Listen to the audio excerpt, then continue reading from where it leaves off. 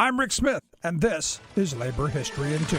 On this day in labor history, the year was 1937. That was the day over 1,000 auto workers at the Ford assembly plant in Kansas City, Missouri, began their occupation. The sit-down was the first strike by the UAW against Ford. UAW President Homer Martin vowed to organize the entire company. The strike had been called the previous evening, when workers learned 350 of their coworkers had been laid off at the end of the day's shift. They demanded reinstatement, higher wages, better working conditions, and recognition of their union. The workers spent a good part of the early morning hours welding the gates shut to the railroad yards and parking lots surrounding the plant. Then they selected an 18-man committee to direct the strike. One leader, O.W. Penney, stated, quote, "When the company forced the strike on us by unfairly laying off men because of their union membership, some with 12 years on the job, everybody joined up with us. We signed 200 outside the plant,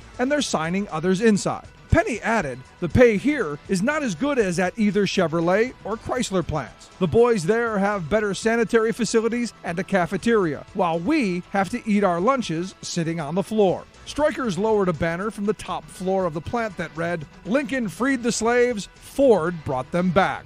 Ford insisted he would never allow his plants to be organized, but company representatives spent the weekend negotiating a settlement with the UAW to rescind the layoffs. By Monday, April 5th, the workers were back on the line. Strike authorizations would flare up just 2 weeks later when Penney and another UAW organizer were beaten at the hands of company thugs. Labor History in 2 brought to you by the Illinois Labor History Society and The Rick Smith Show. For more information, go to laborhistoryin2.com, like us on Facebook, and follow us on the Twitters at Labor History in 2.